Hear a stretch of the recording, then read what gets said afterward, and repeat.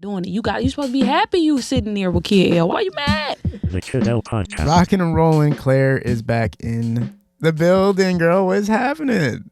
You're doing incredible. Thank you. I appreciate that. Since the last time you've been on, you've generated millions of streams on social media platforms. Your YouTube numbers are insane. Your one mics go insane every single time. Helluva seen you, and he was like, I need to pick her up. I need her to be a part of what I got going on. Yep. Pistol hit you up, made things move. Yep.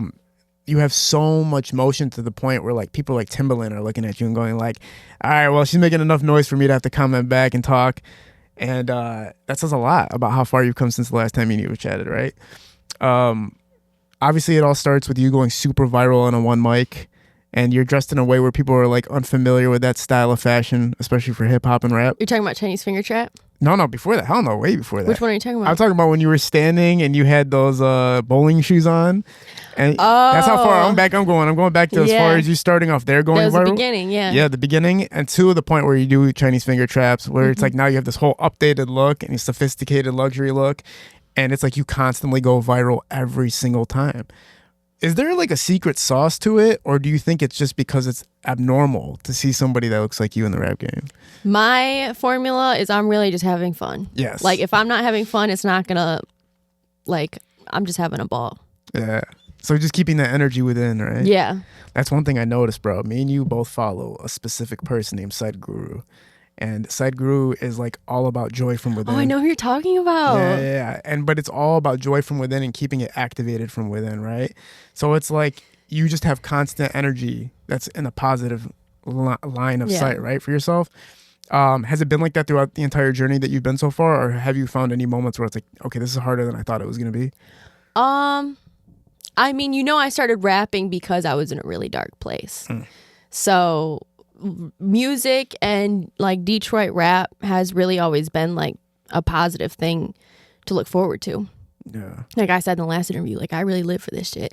So. I didn't know you were in a dark place when you first started rap. Yeah, I didn't really talk about it because I think I was like still coming out of it. But now that I'm in a much better place now and I'm feeling a lot better, like I'm more open to talking about that. Yeah, for sure. I watched the No Jumper interview and I seen that you talked about alcoholism at one point in your life. Was that part of it? Like, was that the time of life where you were kind of going through things?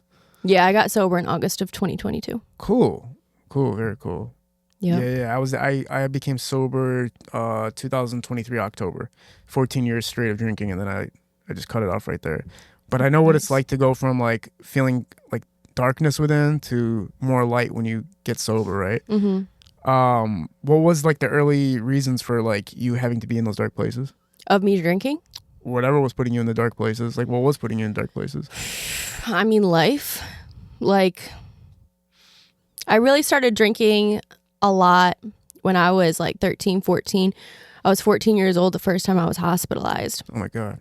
Which is pretty fucking young to have like an alcohol problem at that age. But just life, like being not having the tools to cope with shit. Yeah. That catches up to you. When you don't know how to cope with shit, I mean, it's like, what do you do? What was like in your mind for you to have to, was alcohol something that just came about and it became a problem? Or was it like life was going wrong so there was alcohol? It's hard to answer that. I mean, both. But in the culture that I grew up in, like I said in the No Jumper interview, when it's all around you and when everyone else around you is drunk all the time, it's like so normalized. Like you don't even really think about it. So for me to grow up, move out of Michigan, I was like old as fuck when I realized like all kids aren't drunk. Like I didn't realize that, like I didn't know that wasn't a thing. Yeah. It's like so familiar because of the culture or wherever your background is, right? Right. It's like if you're like from Ireland or whatever, it's like in your blood, right? Yeah. So getting through that process and it being like sobriety just being kind of like a new thing for you, how much has it transformed you?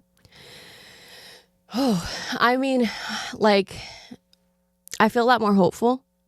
I feel like really what's helped me a lot, like going to AA, they talk a lot about the Lord's Prayer and God. And Sadhguru, I didn't know that's how you pronounced his name, but he said something about, he wasn't even talking about alcohol when he said this. But he said something like The bliss isn't for this life, it's for the next life. And if you think it's for this life, then you got that fucked up. I'm paraphrasing. Right. But that's when, and I was already sober when I heard him say that, but that's when it clicked for me, like, oh, this life is about the discipline. And, or at least that's how I interpreted that quote. Yeah. So my faith in God has really been like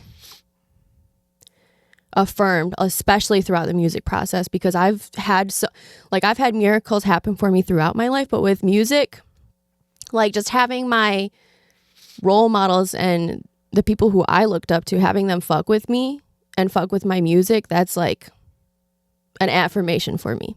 Absolutely, right? I mean, you got people with serious reps like vouching for you.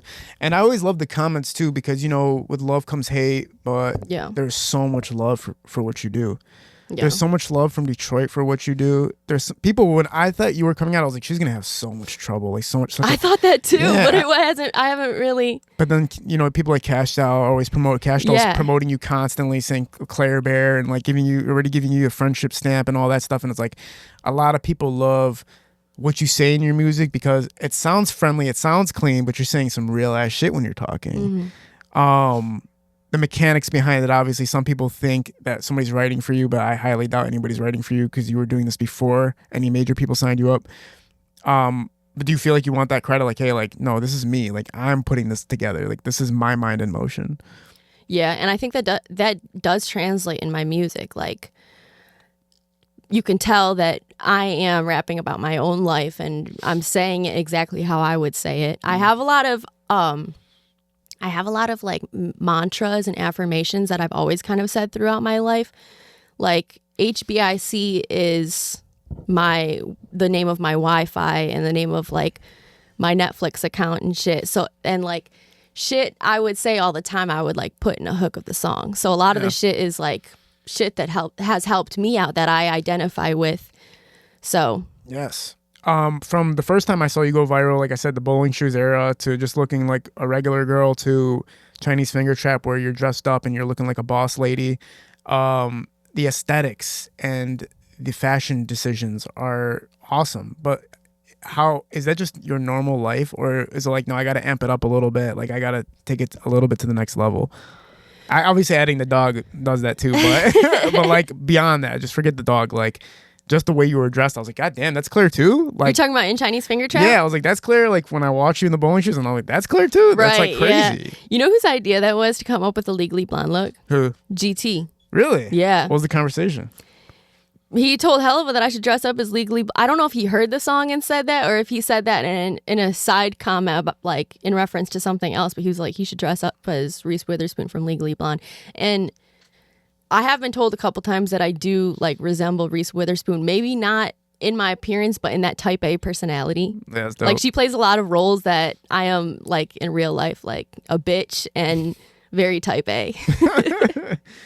And then you guys get the Martha Stewart song, which one's so insane. And when I heard that, I was like, God damn it. It's like, that's when I was really like, the fact that you're repeatedly doing this is a sign that the success is going to come too. And then you and BFB, the Pac-Man, work together. You break into the music video. And I was just like, oh my God, like everybody's fucking with you from Flint to Detroit and really showcasing your talent. Do you think about yourself consciously when it's like, okay, how am I going to present myself? How am I going to put myself out there? Or is it just like, this is just Claire and this is me just doing a music video right now? It's not something I'm consciously thinking of, because then if I thought like that, I'd be overthinking it. Yeah. It's a feeling and I'm just trying to have fun. Yeah. And there are a lot of different sides of my personality. And so that's what I'm having fun with in the music, is like trying different styles, expressing myself in different ways. I have so much fucking fun getting dressed up for the music videos. And like when I first started rapping, I was playing into the whole Barbie aesthetic and I wasn't saying anything about it, but I was getting dressed up playing tennis. I was getting dressed up getting on the golf course. I always identified as Barbie because I've had like over 100 jobs and I've gotten dressed up in different uniforms for every job that I've had. So I like getting dressed up in the music videos and like playing in the donut shop like I'm selling donuts and shit. Like that's fun for me. Yeah, it's dope as fuck. It's like you're having fun with it and it resonates through the music like you said earlier, which is dope. Helluva, I believe you're his first artist, right? I believe so. Yeah. So which is a great, because think about the eras he's been through. Yeah. You know, through Doughboys era, Team Right. Eastside era, probably even Street Lords early on era, to the new generations of the Sada babies, the T Grizzlies dropping, and out of everything he's seen, he went with you. What was the conversation like when Helluva was first like, all right, let's make this happen? So I linked with Pistol Atkins. Yes. And I met him at Burn Barn Grill. We linked up and I did a song with him at his house. He offered, after I did the song, I wrote the song on the spot, and I was kind of like showing off a little bit, getting in the studio with like B Smith, getting in the studio with Pistol Atkins and writing shit on the spot. Like, yeah, bitch. And after that, Pistol, I think he called Helluva right after that. Pistol had offered me free studio time at his house whenever. So I'm like, all right, bet, let's set up another date and I'm going to come back and we can record more. And then from there, we just kept on working on more and more stuff. I met Helluva. He started loading us up with beats. I kept playing around some more.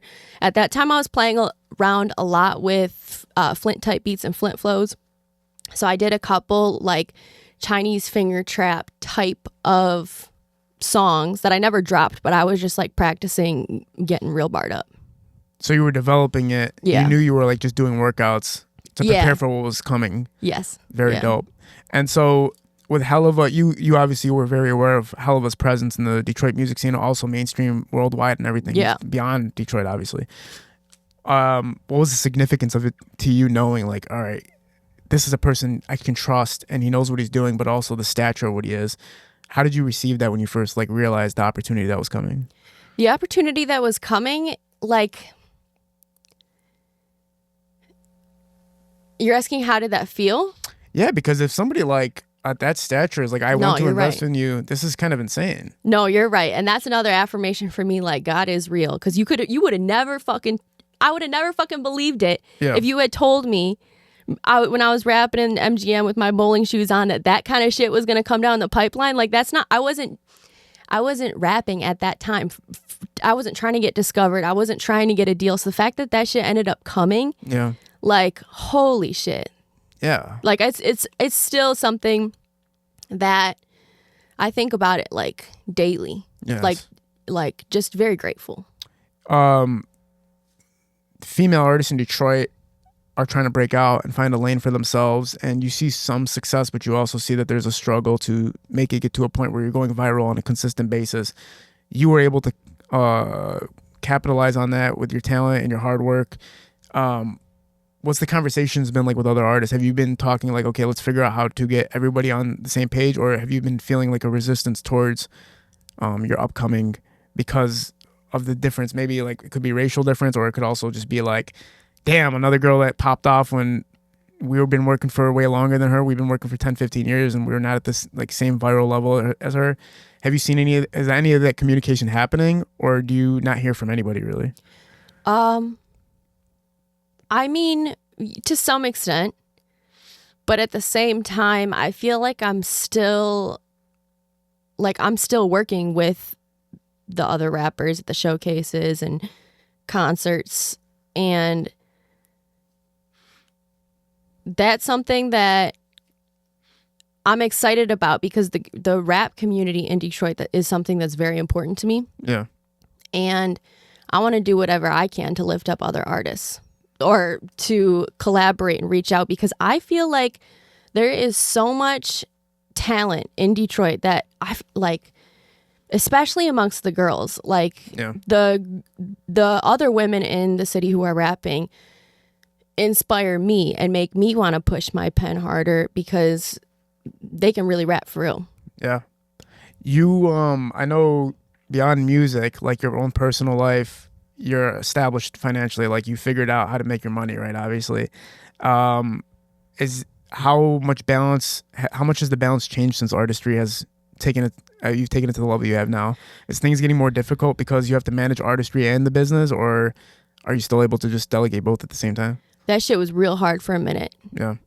It was harder before I linked up with Pistol and Helluva, because at first I was spending my own money on everything, making that shit happen all by myself. Linking with Pistol and Helluva has been a lot of relief on my part, because they have access to a lot more resources than I had on my own. Yeah. And connections too of people who could help develop the videos.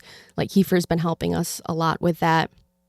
So that has been a relief. The hardest part for me was working a 9-to-5 job alongside rapping and not having any days off. Like I would have a show, for example, on a Sunday night, be out till like 2 a.m., go to work at 8 a.m. And the shifts I was working was like, I'd leave my house at 7:30, get home almost at 6. So that's like damn near a 10-hour day. Yeah. And then go to the studio, like film a video the following weekend, have to like, just jump right back into the next task or the next show, the next shoot. That was kicking my ass a little bit because I've been working. I always had like 3 jobs at a time. Goddamn. Like, I was working full time when I was like 16. Like after school in high school, like 40 hours a week after school. So that grind is something that I was used to, but I'm learning as I'm getting older, like I have to take some time to go for a walk, to do what I need to do, to take a bubble bath, like whatever it is, because that shit was starting to hurt my body. Like, it can be emotionally draining. I think probably like in the dead of winter, that shit's hard, but worse than the emotions, it was just like hurting my body, just like sitting at a desk all day. And then like I need to move, I need to do yoga, I need to like go for a walk. So yeah, it's another cool thing I've seen that you use your music to promote, or you use yoga to promote your music sometimes, which is pretty cool. Yeah. You're fit, obviously. You like maintain like a healthy lifestyle and everything like that, which you incorporate into your social media, which is great. So it's almost like there's also an influential side to it too, not just the music as well, right? Showing kind of like a construct of like, I'm not just rapping about shit, I'm actually trying to live a good life and like live a positive life for physically and mentally, right? The only thing that the concerns are always going to be, are you reading comments? Do you read the negative stuff or do you stay away from the negative stuff? Hell yeah, that shit doesn't scare me. You just go, you look at this. I actually enjoy it. You enjoy reading bad comments? Well, I don't see them as bad. Like half of the bad comments are entertaining. Like I'm in the comment section. Like the comment section is fucking undefeated. They got jokes. Yeah. And nothing's hurting my feelings aren't getting hurt. Like up until this point, the internet has not hurt my feelings. That's good. I'm glad, bro, because that stuff's the hardest part about the entire thing. It's not really about the comments too. It's also about like acceptance from the community of entertainers. That's what's more difficult usually. But it seems like, again, everybody is super, super supportive. Like I think are you doing the June 19th? Are you doing Juneteenth? Hell yeah. Yeah, the festival. In a couple days, yeah. And you were supposed to do 313 weekend too, but I think that because they canceled it, obviously it didn't work out. But that's like super acceptance, right? So how does that feel to have Detroit really take you and promote you and put you out there like that? To me, that's been the most important part of the whole journey. Like when I first started rapping, that's really all I wanted. Detroit? Yeah. Why was it so important to you? I mean, like I'm from Dearborn. My grandparents are from Detroit. Like I identify with the Detroit culture, the Detroit music scene. I grew up listening to the radio. Like the radio had a huge influence on me. So to have the city that I can't say I'm from because I'm not from Detroit, but have the city that my family's from, like, show me love. Like that's really, like, I got so much respect. I have a lot of respect. Well, remember, I think a few weeks ago, they promoted a clip from our last podcast where you talked about why you love Detroit culture. And I just remember everybody in the comments being like super like, yeah, she gets it. It was another thing too. It was like, motherfucker, like you do get it. Regardless if you're from there or not, you get it.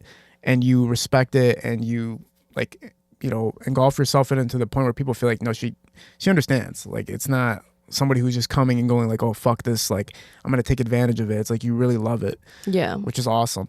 More on the controversial side with, obviously you guys did a song that Timbaland wouldn't clear, which was crazy because it made you go super fucking viral. But it was also, anytime somebody mega status like Timbaland comments on something like that, even though they're not saying you're cool. They are saying you're cool, or else they wouldn't even have fucking commented or saying anything about it. But can you break down them not signing off the song? I mean, I'm not Timbaland, so I can't speak on his behalf. For me, my button's undone. Oh well. Fix it real quick? No, it's okay. It's not showing too much. It was the Missy Elliot song. Yeah, for me, I didn't take that too seriously because we were paying homage to Missy Elliot. Right. It was a one mic. We weren't trying to drop that on DistroKid or distribute it. We weren't trying to make any money off of it, so we really weren't trying to clear it. But the fact that Timbaland saw that and commented on that, like, that was, I thought it was funny. I think it's amazing, honestly. Like I said, no matter what, if anybody of a high stature is like literally commenting on anything you're doing, even if it seems negative, it's not really. They're kind of going like a little bit like this, even though they're declining the opportunity for you. They're almost like saying like, I see you though at the same time. Yeah, and he's been following me since like December, January. So also he was fucking with you already before that. Yeah, that's dope as fuck. Yeah. Who are some people that have been reaching out to you that either you looked up to, not looked up to, but had appreciation for, and now they're reaching out to you now that they're seeing all the success that you never would have thought you would have had a connection with? The biggest moment for me was like shortly after I sat on your couch last time. I think it was September of 2023. I saw Kash Doll at the club and Playground off Gratiot. And she saw me, pulled me up into her booth, and she was so much fucking fun. She was like, Claire, you want to throw some money? I was in the Kash Doll's booth throwing her singles, and she handed me the mic. Then I'm rapping my shit with Kash Doll standing next to me, and she's like hyping me up. Oh, yeah.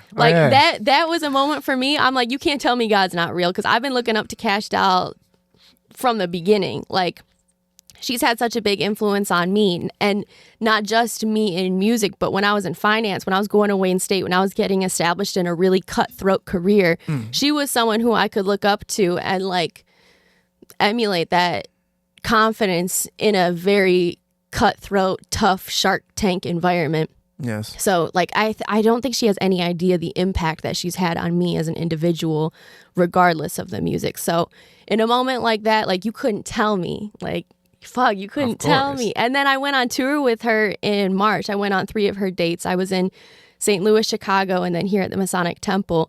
And she was showing me love backstage. It's just like that to me is a really important connection because she's had a huge influence on me. Oh, yeah, for sure. And her pulling you up and putting you on tour with her and all that is incredible stuff. And I love seeing you on stage. I love seeing how much energy and how into it, and you're in the zone when you're there. It's like you're so confident. Are you seeing audience receptivity when you're out there? Like, do you see, like, do people know the lyrics yet? Like, has it gotten to the point where, like, the fan base recognizes you fully? Or when you're there, are you, like, still trying to pull people in and let them know who you are? I mean, it depends. Are you talking specifically on the Kash Doll tour? Most of your events, but the tour too, yeah. I mean, yeah. I feel like... They know. Yeah. It's dope. Yeah, I seen you at Brickfest. I remember a lot of people were fucking watching. It was awesome, actually. Yeah, when we were at Brickfest, there was like people literally just like staring and watching. Like, what the fuck? This is crazy right now. That was a fun one. Yeah, that was dope as fuck. You look so comfortable. Like you just look like this is where I'm supposed to be. You know, I feel that way. This like in my finance career, I felt a lot of resistance. That was really fucking hard all the fucking time. That was really tough. But in rap, I feel like it kind of just flows. Like I'm having a lot more fun. I think what you're doing is so cool because you would consider it the corporate world that you're in? Would that, like, when it comes to work? Back then? Yeah. Would you consider like the 9 to 5s corporate? Yeah, it was corporate finance. Yeah. Yeah, corporate. So like when women that are in corporations or even men that are in corporations and they feel like they have to live this linear professional life where like you have to be super clean cut and like you can't do any rah-rah or anything that's outside of it. Yes. And then it's like, no, fuck you guys. I'm going to go do that anyway. Yeah. I think that's where a lot of people that are in those seats at work are looking at you like, God damn it, she's really out there. Everybody that works with you or has worked with you is probably like, God damn it, you can get out. You can do something. And you know what? You bring up a good point because me in rap, I feel like I can just be myself all day. I can say whatever I want. I can be whoever I want. I'm not having a problem. In corporate, I was fucking pretending like I cared and I didn't. I was like pretending to like be professional, like not swearing, like Yeah. like kind of like monitoring myself in that environment, and that felt fake. Yeah. But in rap, I can really just like have fun. Yeah, the uniform that you have to put on the corporate level is like it's not even just the suit that you put on. It's literally like the face, the personality, everything that goes along with it, right? And pretending like you care. Exactly, pretending like you care, and it's like if it's not you to be in those places, then eventually it starts like eating you alive, right? Yeah. So like, how much freedom do you feel like now versus then? Like, is it exponentially like I feel like a free person, or do you still feel somewhere trapped somewhere along the lines? I don't feel trapped at all. Now I feel extremely hopeful, and when I'm praying on a daily basis and expressing, I start off my prayers with gratitude. The freedom that I prayed so hard for and then got is the thing that I start off my prayer with, like, thank you for giving me the freedom to enjoy the sun and not be staring at a computer. Oh my God, yeah. Yeah. That sounds horrific, man. Just like, that's what I start off my prayer with, like, thank you, God, for that, because I asked for that for a long time.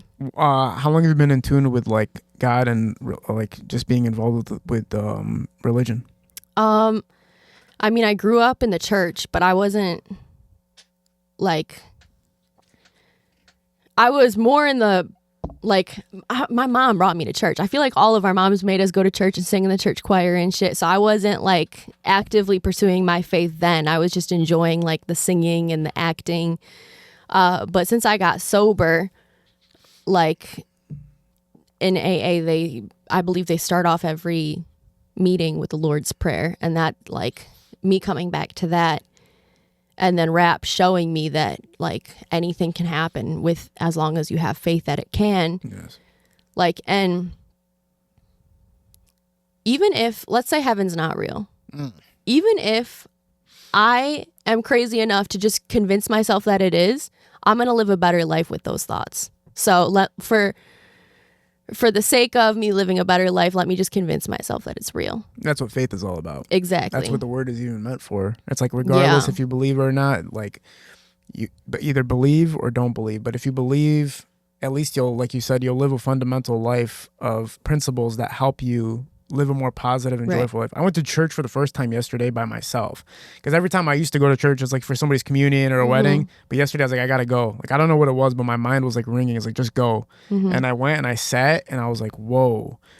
All it made me do was go like, man, my life used to be so simple, dude. Like when I was younger, so simple, just the way I thought, the way I experienced life. And I was like, I want to go back to that. I still want to be able to do everything I'm doing now. Yeah. But I don't want all the rah and BS that I built up over my mind to stay here anymore. And church takes you back to that. It's like, no, come back to easeful living. Come back to not screwing people over, not adding bad karma to your life, but just living like an organic, easeful life.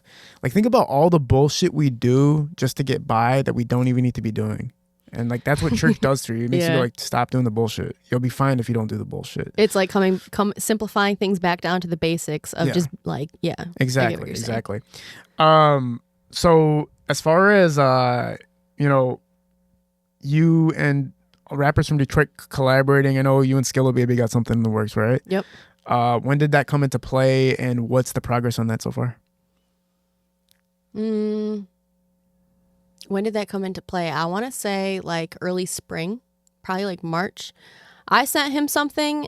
This year? Yeah. Okay, cool, yeah. I sent him something. I sent him an open. Yeah. And then I recorded this other song without an open. It was 2 long-ass verses and a 2-part fire hook that was very up-tempo on like a jit type beat.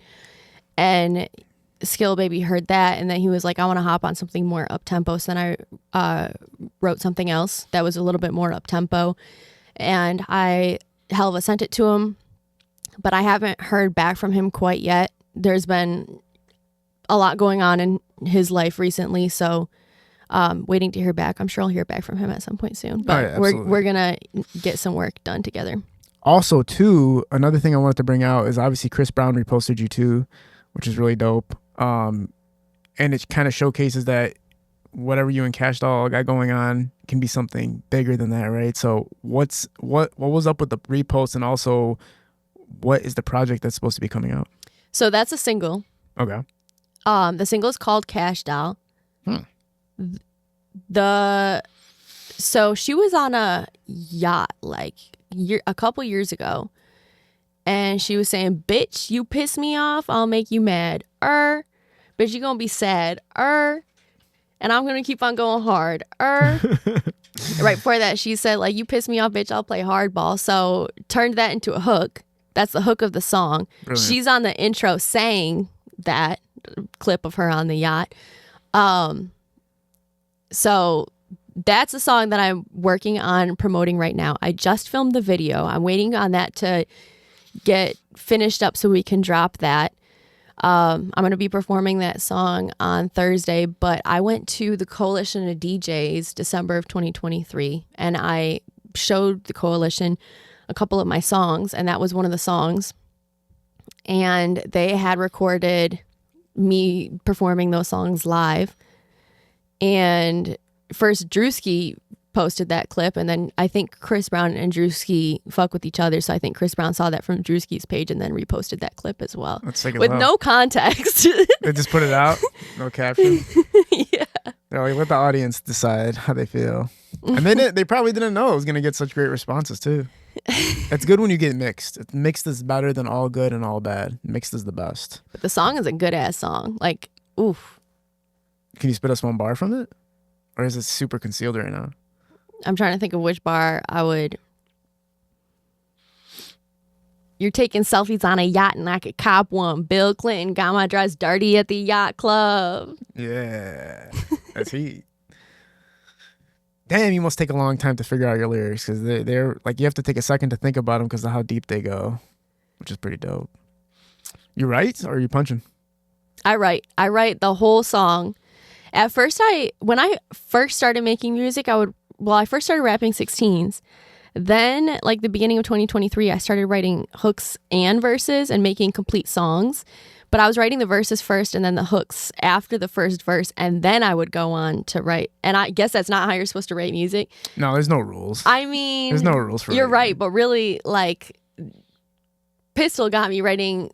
I can't remember if it was Pistol or Helluva, but now they got me writing the hooks first and then writing the verses to the hook.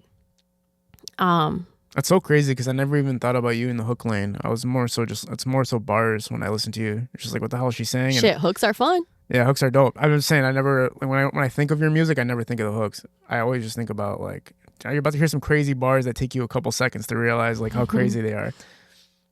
I don't, like, when I listen to your music, I don't even listen for the, I don't listen for the entertainment value of, like, the sounds. I listen to, like, how hard is this bar about to go right now? Really? You listen for the wordplay? Because you know what's so difficult about what you do? It's about you. I'm not gonna say completely clean lyrics, but it feels clean. But then when you listen to what you're actually saying, I'm like, whoa, what the hell is she talking about? Sometimes you'll say some crazy lines, like you had the writing the "I'll ride you like a guru" or whatever that line. I got way crazier lines. I'm sitting on my craziest lines yet. You don't even know. So when you do that, I'm like, okay, I get it. Like now you're going X-rated, but like when you keep it clean, it's more like it's still crazy what you're saying because it's like it's clean technically, but what she's saying is actually crazy, which is dope. It's like reverse Flint rap. What do you mean? Like Flint rap is all up in your face, like they're directly telling you what they're saying, and it's like explicit in your face. With you, it's like I'm not gonna tell you exactly what I'm saying on an explicit level, but it is explicit what I'm saying, which is dope as fuck. It's clever. It's like it's unique. It's not really anybody I know that's doing that, which was crazy because after you really started blowing up, I noticed there was all these other girls that were doing this, like they're all trying to emerge with the same thing. It was almost like you broke open the door for like white girls to rap on the level that you're rapping at. Wait, what do you mean? Like after I came on the scene and started rapping, you're saying other white girls were rapping? Like, oh, for sure. 'Cause I feel like white girls were rapping before me. They weren't doing it the way that you were doing it, and then they try to start obtaining the style of the way you were doing it. I don't think that's true. You don't think so? I haven't seen. Oh my God, that's crazy. You'll have to show me later. Yeah, I'll show you later because I remember seeing it happen. I was like, what the fuck? I was like, don't even try it because some people thought it was like a gimmick, like, oh, okay, because I'm white or whatever the case might be, and I look feminine and I don't look like anything like that. That's the gimmick almost. But it's like, no, what she's doing is genuine. Like this is just her. Versus you are trying to set up a scenario that seems abnormal, right? That's the difference. When people try to use something as a gimmick versus the person who's genuinely just that person. You know what I'm saying? Yeah, when people say that I'm a gimmick. No, it's crazy. Well, what catches me off guard, because I'm sitting on so much fucking music right now. But you kill it too. I haven't even really dropped much of my music yet. Like, and the game that Helluva and I have been playing, and Pistol too, the game is we're trying to be extremely versatile. And that's the game. Like, that's the game. Not only to be better than the last song, but then we're constantly switching it up. And I feel like that part, not only is that something that me and Helluva still are exploring, but I feel like people haven't seen just how versatile we're getting. So then on top of that, like, you know Helluva, he's not going to make anything that's not a hit. Of course. And shit, I'm coming hard too. Like, we're making some really good fucking music. Absolutely. Like, no. And so, but what I'm saying is how I'm confused about how it's a gimmick if like I have the music to. That's what I'm saying to you. I'm saying when I seen other people tried to emerge with the same aesthetic as you, like popping out, they thought like, oh, you can do it like this now because it's abnormal to look like this and be rapping. But what I'm saying to you is you can't mimic what you're doing because what you're doing is genuine. What people are doing is seeing this as an opportunity to say, oh, I can break through the door the same way she is, not realizing, no, you actually have to be talented and you actually have to be passionate about this in order for it to work. So that's why I'm saying the people who are doing it as a gimmick will never really succeed because you are it. You know what I'm saying? Oh, thank you, kid. That's what I'm trying to say. Are you thinking like I'm trying to take shots at you or something? No. I'm taking shots at the people who are calling me a gimmick. No, for sure. How'd you feel about your No Jumper interview? Shit. Oh my God. That was like, that was a crazy experience because never in my life did I ever think I would go to LA. Word. Yeah. So as soon as I got to LA, I'm like, oh my God, it's just like GTA. We're in the mountains. Like, I think we drove past the Hollywood sign and shit. That was like just a crazy experience. I never in a million years thought I would make it to LA. And I've been to a lot of places, but LA is just not somewhere I thought I would be. So to go there and do that.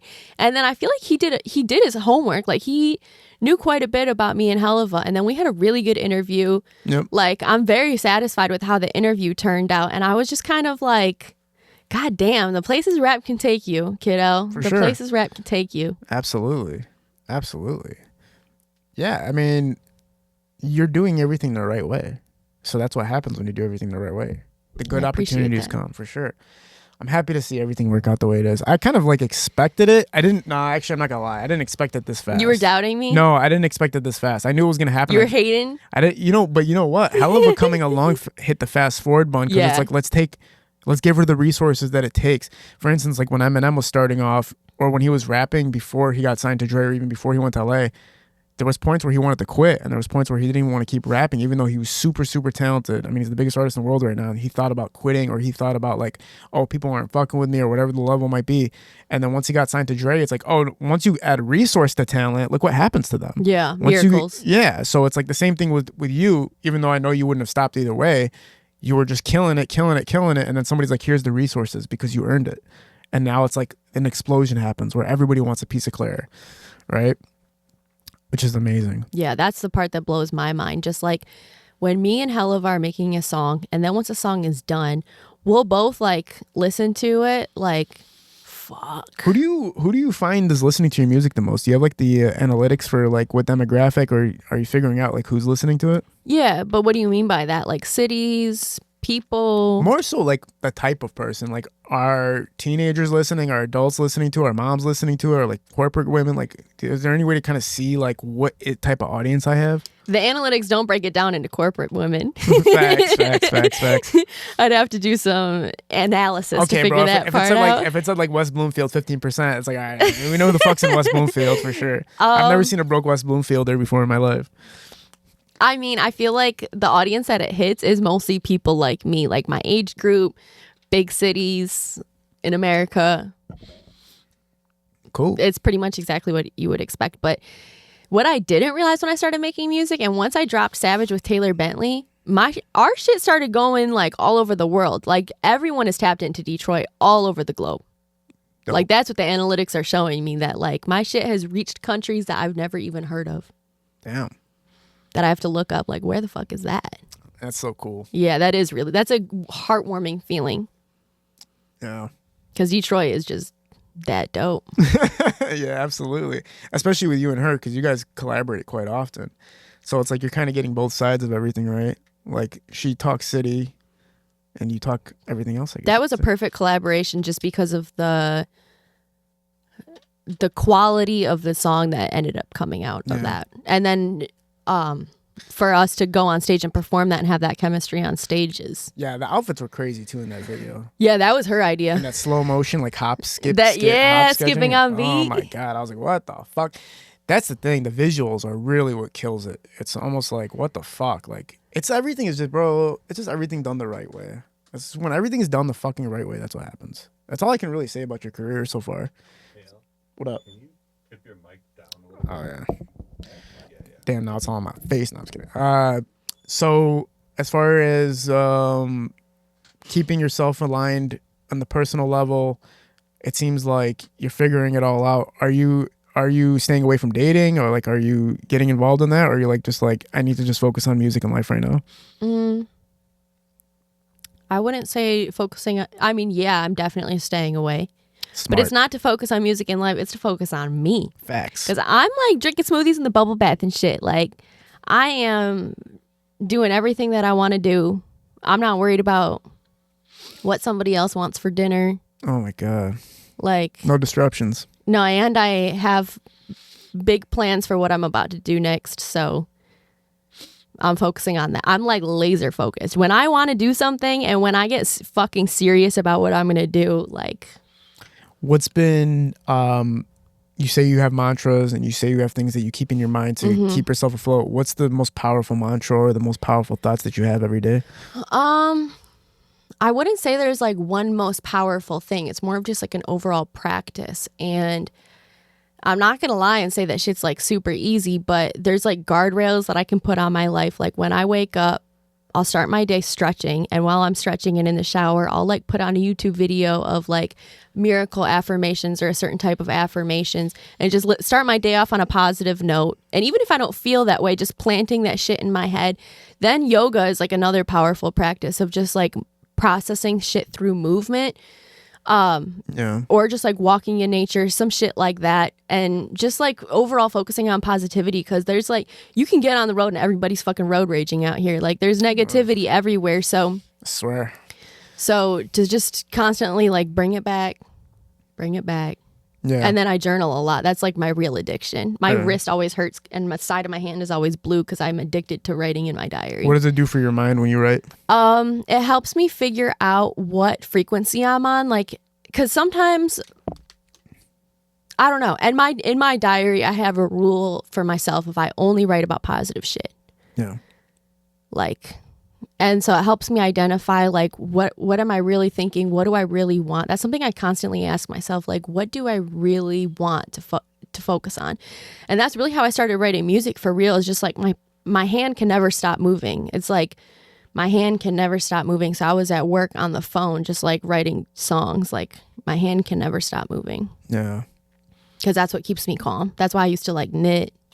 Like my hands can never stop moving. Yeah, it's a way of processing internally what's happening with you, right? Exactly. Everybody needs to figure that out sometimes. Like, how do I figure out how to get what's inside outside? Because if you think too much, you might not be able to figure out what the problem is or what you might need to do next, right? We make things more complicated, but that's just human nature. Yeah, for sure. There needs to be some type of outlet. As far as something interesting, I think is you are obviously visually very appealing to people, but when your parents see the more so X-rated side of you, when you talk about certain things, are you like almost embarrassed? Like, damn it, like my dad seen me say that? Or no, I don't really care. You don't give a fuck? I don't think they care either. I mean, they raised me, so they know exactly who the fuck I am. And right. I don't mean to put my mom on the spot, but I get it from my mom. My mom, like, she's always talking crazy. Like, don't let that smile fool you. Like, I get it from my mom. What would it be like if you and your mom did a podcast together? Would it be like crazy? Are you guys friends? Yeah, we're pretty close, but I would have to have a talk with her before of... No, I'm just kidding. But I definitely get it from her. And even when I'm rapping, like, she loves my most aggressive shit. Really? Yeah. So, like, when I'm rapping my most aggressive shit, I channel her. Like, I really do get it from my I know mom. you said your pops was super supportive of it from jump, and he's probably like super like, what the fuck? Like, I can't believe this is happening.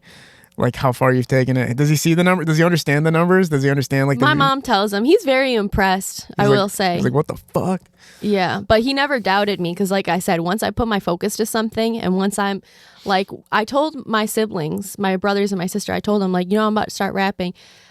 And I would always send them my shit like all the time. But then when I dropped the Savage video, my brother was out of the country and he saw that video and he told me that when he saw the Savage video, that's when he was like, oh shit, Claire's rapping. Like that's when it hit him like, no, I'm really taking this seriously. Like so dope, man. So dope, dude. How are you navigating who you work with and who you don't work with? Well, I'm signed to Pistol and Helluva, so I'm working with them. And then as far as who I work with and who I don't work with, I mean, shit, opportunities come up and we bounce ideas off of each other. Are you talking about like collaborations with other artists? Yeah, collaborations or anything. Because obviously your DMs are going to get flooded. Every time you do 1 million views on social media, you're going to get DMs up the wazoo. So right, but Helluva's tapped in with the whole city and all the artists. So typically when people ask for a collab, they go to either Pistol and Helluva. Oh, cool. But I mean, your DMs, when you're reading them, are you almost like you can look to and be like, I can decide too?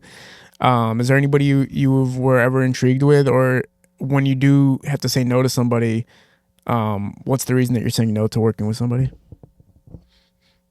Do they have to have the same work ethic as you, sound style? Does it have to make sense? No, it's not really that. I have done a couple collaborations. I haven't done many, but it's the reason why I haven't done many is because Helluva and I felt like I should build up a body of work on my own first to demonstrate my own talent. And also, remember when I sat on here before and I was talking about that Sada Baby feature that I had? Yeah. At that time, and I still never dropped that song. Yeah, I know. But I didn't drop the song at that time because I felt like, why would I drop a big name feature? This is kind of a pet peeve that I have with new artists. They strategize and think like, if I drop this big name feature, then I'm going to blow up off their name. And I don't like that. Like, I felt like, let me build my shit up because I don't want other people's it just rubbed. I know what you're saying. I felt like I needed to earn it. People will think more so from the community of rappers will look at you like, oh, you're buying your way into the game when you do the feature thing. But instead of that, you said, no, I can do it on my own first, and then I'll show you the features afterward. And that's what I wanted to do. So I intentionally never dropped that Sada Baby song at that time. Incredible.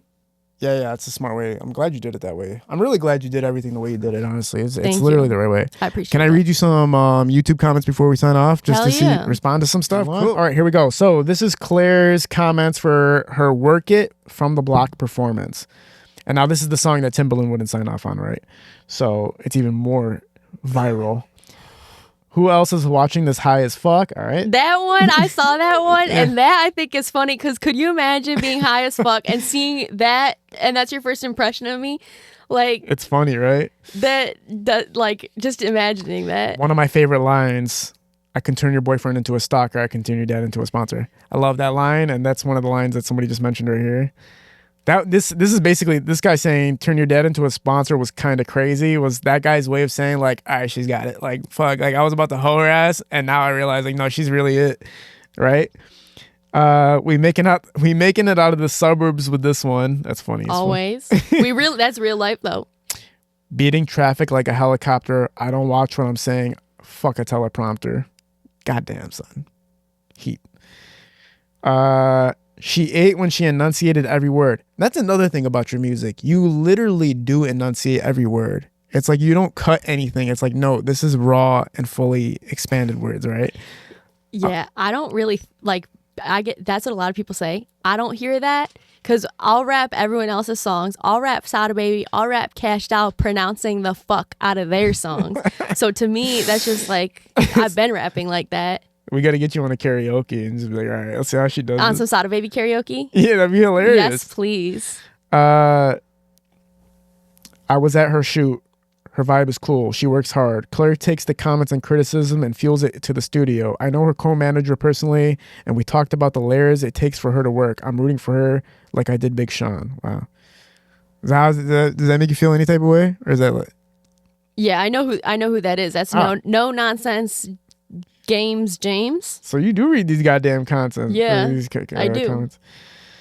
This is like serious. Like, let's go to the new comments because that's where you could see like not the a lot harder stuff. 10 times better than Ice Spice. It's pretty good. I wonder. Okay, I'm not gonna say that comment. Okay, then I don't want to read that either. Killed it like always. I fuck with Claire. Her shit's tough. I don't like rap at all, but dang, I love her. Having that boy breathing like Darth Vader, that's hilarious. I'm not gonna read any of the negative stuff because it's just so stupid. It's not even like clever, stupid stuff. But yeah, so it's like all positive for the most part, right? You know how I ended that verse? Bitches stressed out, got him taking ashwagandha, but I'm gonna keep it pressing like King Von and Sada. You know, that's like my favorite song of all time. King Von and Sada baby song? Pressin', yeah. Pressin', yeah. I fucking love that song. That song is amazing. That song is like perfect. Yeah. Yeah, that song was fucking nuts. Yeah. Damn. I wonder how much more work they would have done together. I know that's the same thought I was having. Yeah, because it was like a real straight up banger. And Yeah, Sada, like the energy. yeah, the energy was crazy. It was actually kind of a different side of Sada too, because it was like even extra grittier and like. And I love that shit. I'm not gonna lie, you killed that shit over. All right, so that'd be kind of funny. What's your favorite Sada baby bars?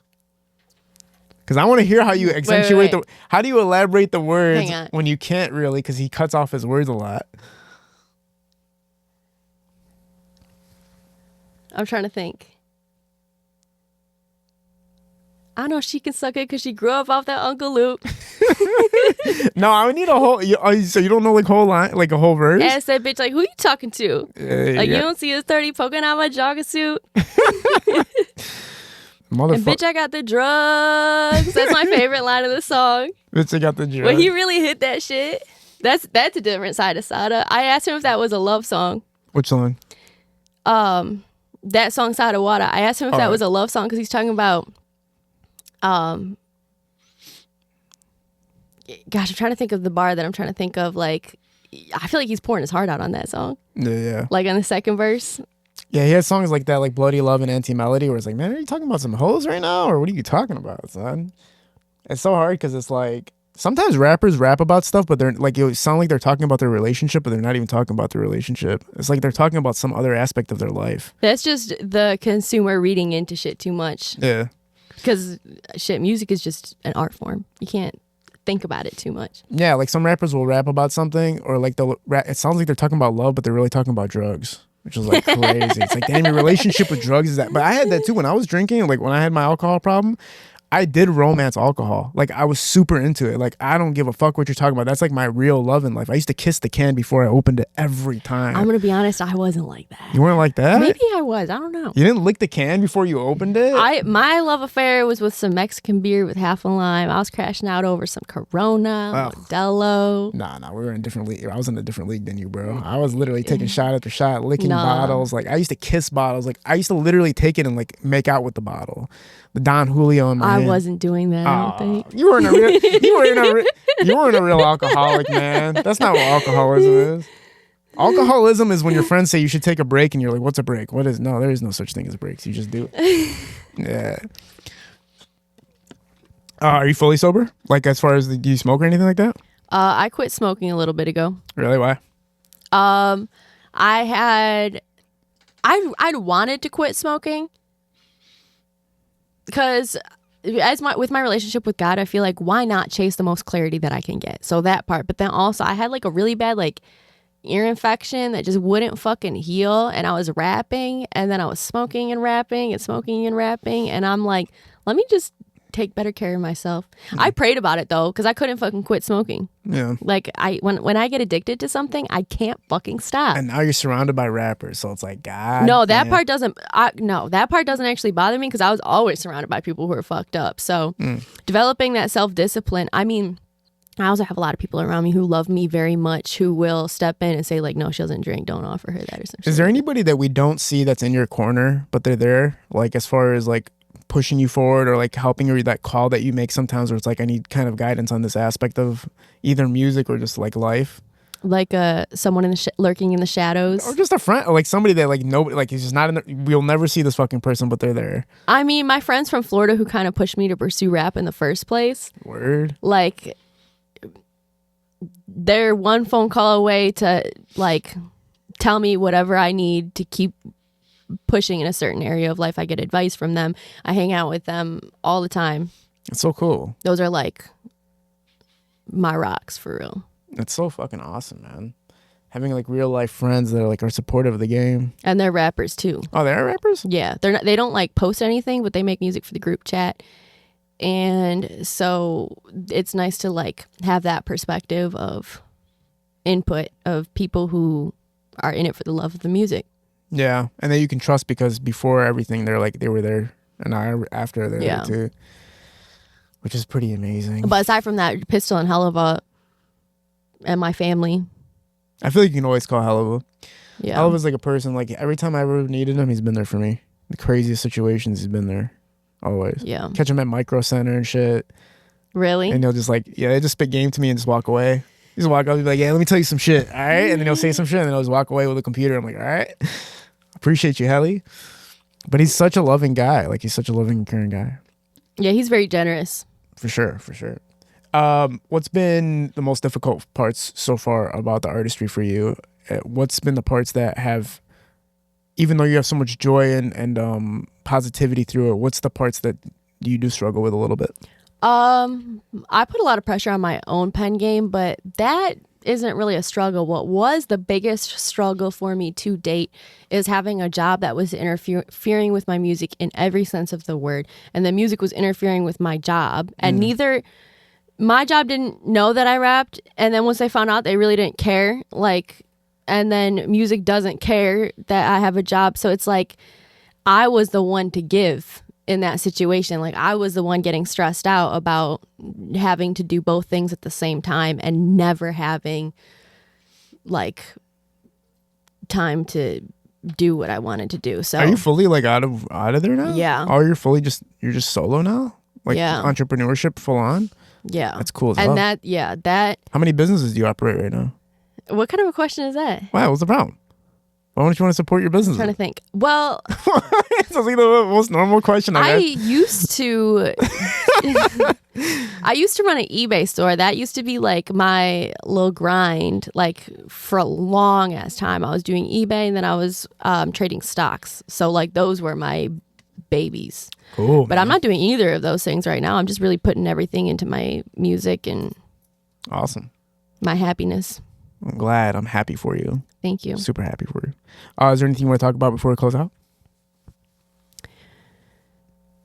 Go stream all my shit.